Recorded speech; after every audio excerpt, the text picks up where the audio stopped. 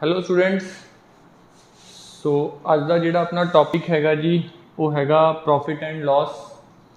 जिहड़े स्टूडेंट्स ने परसेंटेज की क्लास नहीं लगाई हैगी है या परसेंटेज की वीडियोज़ हले नहीं देखिया ने तो वो प्लीज़ पहला परसेंटेज की वीडियोज़ देख दें, क्योंकि काफ़ी सारे ऐसी कंसैप्ट्स ने या काफ़ी सारी ऐसी चीज़ां ने जिहड़ियां इहदे विच यूज़ होंगियां परसेंटेज दियां।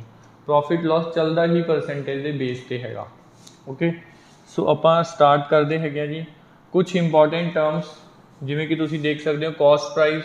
कॉस्ट प्राइस वो प्राइस होंदी हैगी है जिस प्राइस ते मैं चीज़ खरीदी हैगी है, मेरी परचेज प्राइस, मेरा खरीद मुल। सैलिंग प्राइस वो प्राइस होंदी है जिस प्राइस ते मैं चीज़ नूं बेचिया हैगा। मैं एक पेन खरीद के लिया 100 रुपये का, तो 100 रुपये मेरी कॉस्ट प्राइस होगी। मैं उन्होंने बेचिया है 120 रुपये का, तो 120 रुपये मेरी सैलिंग प्राइस होगी। ओके, हुण खरीदन ते वेचन के मुल के आधार पर मैनू फायदा तो नुकसान होएगा। अगर मैं सस्ती चीज़ खरीद के महंगी चीज़ बेचांगा तो फायदा होएगा, अगर महंगी चीज़ खरीद के सस्ती बेचांगा तो मेरा नुकसान होएगा। सो प्रॉफिट जिन्हों कि आप फायदा कहने वो की हुंदा हैगा जदों अपनी सैलिंग प्राइस, वेचण वाला मुल, वेच मुल वो जिहड़ा हैगा कॉस्ट प्राइस तो वध होए। ठीक है, मैं 100 की चीज़ लिया तो मैं 150 की उन्होंने वेचता। दैन लॉस की होएगा जी जदों मैं चीज़ लिया हैगा महंगी 130 रुपये की बट वेची मैं सस्ती। सो ये 4 बेसिक टर्म्स ने, इन्हों आप अपने चैप्टर च CP, SP, P ते L, ठीक है, ये रिप्रजेंट करांगे। ओके जी, आई होप ये क्लीयर हैगा सबनों। हुण अपने कोल नैक्सट हैगा जी कुछ रिलेशनस, इन्हों देख लियो एक बारी। ये जस्ट जिहड़ा हैगा अपनी क्विक रिव्यू वास्ते ही रखे हुए ने। गेन की हुंदा, लॉस की हुंदा हैगा, गेन परसेंटेज, लॉस परसेंटेज की हुंदी हैगी है। सो उन्होंने आप नाल नाल क्वेश्चंस दे करते हैं तो ज़्यादा ईजीली समझ आएगा।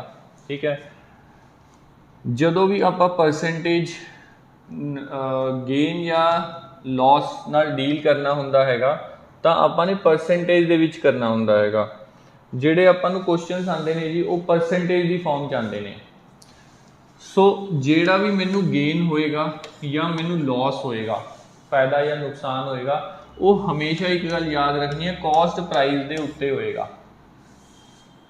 फॉर एग्जाम्पल मैं 40 रुपये की चीज़ लिया, मेरी कॉस्ट प्राइस कितनी हैगी है 40 रुपये, मैं उन्होंने 60 रुपये का वेचता तो मेरी सैलिंग प्राइस कितनी हैगी है 60 रुपये।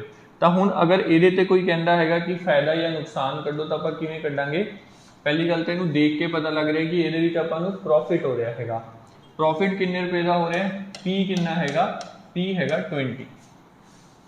अगर कोई ये पूछे कि P दी वैल्यू कितनी है तो वह हैगी है 20 रुपीज़। बट अगर कोई ये पूछे कि P दी परसेंटेज कितनी है, कितना परसेंट प्रॉफिट होया हैगा, तो उहदे विच आपां की फॉर्मूला लगावांगे, profit upon cost price multiply by 100। So अपने को जिहड़ा हैगा 20 अपॉन 100, 20 अपॉन कॉस्ट प्राइस कितनी हैगी अपनी 40 मल्टीप्लाई बाय 100। तो ये अपना कितना आ जाएगा 50% उन्होंने प्रॉफिट होया हैगा। सो परसेंटेज दे विच अगर आप इस दे छोटी जी एग्जाम्पल के आधार पर देखिए तो आपको 50% प्रॉफिट होया। सिमिलरली अगर इन्हें 30 की सेल की होंगी तो 10 अपॉन 40, लॉस के केस दे विच भी अपॉन CP आएगा, प्रॉफिट के केस भी अपॉन CP आएगा।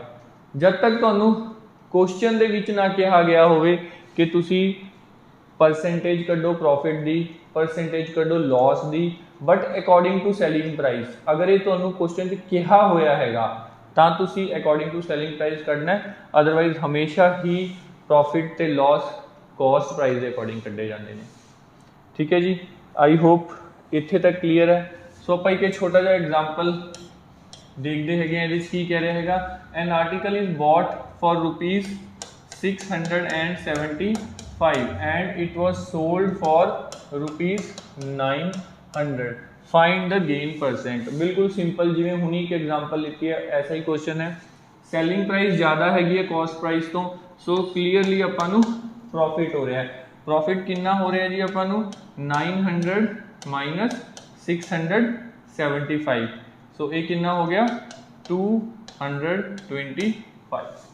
तो प्रॉफिट की वैल्यू कितनी आ गई है जी, प्रॉफिट की वैल्यू अपने को आ गई है 225।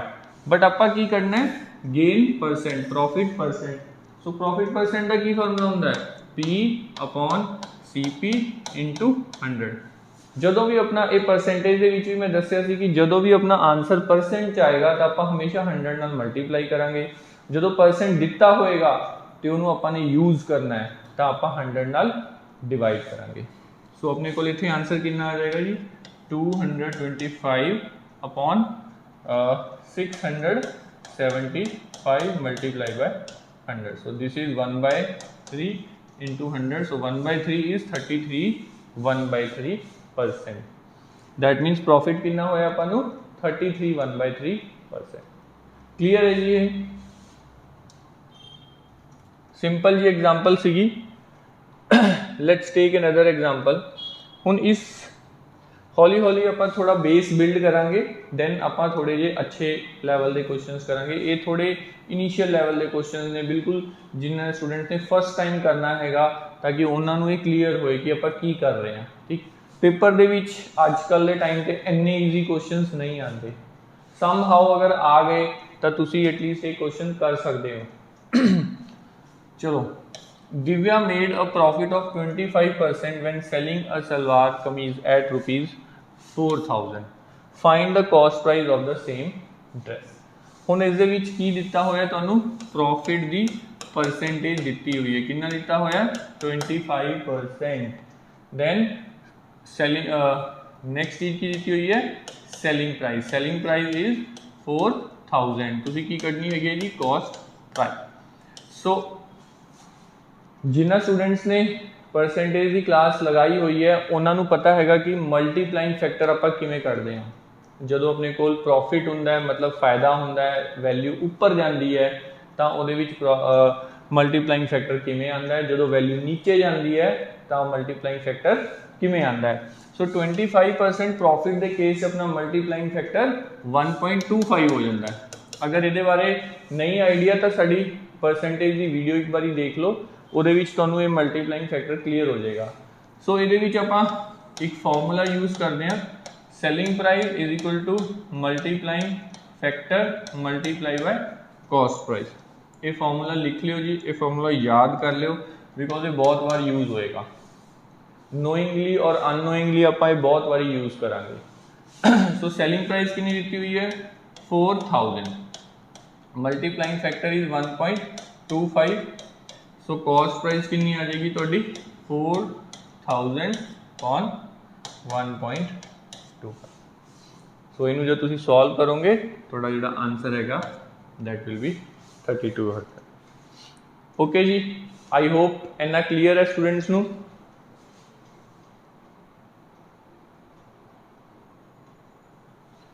ओके जी, सो आपां नैक्सट क्वेश्चन ते चलते हैं। बड़ा ही अच्छा क्वेश्चन हैगा, सिंपल क्वेश्चन है बट इंटरेस्टिंग क्वेश्चन हैगा। I make a profit of 20% by selling an article.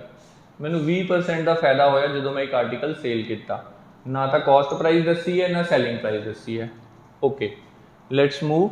What would be the profit percent if it were calculated on the selling price instead of the cost price. हम देखो question की क्या है, उन्हें क्या हैगा कि अगर मेरी जी प्रॉफिट की वैल्यू है या प्रॉफिट परसेंटेज हैगी है उन्होंने मैं कॉस्ट प्राइस के उत्ते कैलकुलेट ना करके सैलिंग प्राइस के अकॉर्डिंगली कैलकुलेट करदा तो मेरी परसेंटेज कितनी आएगी। ठीक है, क्लीयर होया जी क्वेश्चन। हुण मैं क्वेश्चन के अकॉर्डिंगली लैके चलना हैगा एग्जाम्पल। लेट अस सपोज कि मैं 100 रुपए की चीज़ खरीदी थी, cost price was 100 rupees. So selling price कितनी हो जाएगी 100 का 20%, 20% 20 सो 20 जो 100 च ऐड किया तो कितना हो गया 120। So that mean selling price कितनी होगी 120, कॉस्ट प्राइस कितनी हैगी है 100।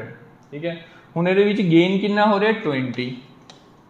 आपां तां सैलिंग प्राइस के अकॉर्डिंगली मनते हैं, बट क्वेश्चन चो की पूछ रहा है, कहता कि मेरा प्रॉफिट परसेंटेज सैलिंग प्राइस के उत्ते कड्डो। तो सैलिंग प्राइस के उत्ते नीचे सैलिंग प्राइस लिख लो, दैट्स इट, मल्टीप्लाई बाय 100। जो भी परसेंटेज आंसर आएगा ध्यान रखियो, बार बार कह रहे हैं कि वो 100 नाल मल्टीप्लाई होएगा। सो इनू जो आप कैलकुलेट करांगे दैट विल बी 1/6। तो 1/6 कितना हुंदा हैगा 16.67%। सो थोड़ा जा एक क्वेश्चन अलग सीगा तो क्लीयर हो गया होगा आई थिंक, अगर नहीं होया तो थोड़ा जा ध्यान नाल देख लो, क्लियर हो जाएगा जी। इंपॉर्टेंट क्वेश्चन है, अच्छा क्वेश्चन हैगा। Let's move further. Okay, another good question. By selling an article for rupees 600 more, Karthik would have made 5% profit on his sale instead of 11% loss. What was his cost price? बहुत बहुत बहुत ज़्यादा important question हैगा, बहुत ध्यान नाल इनू देखो क्वेश्चन नू।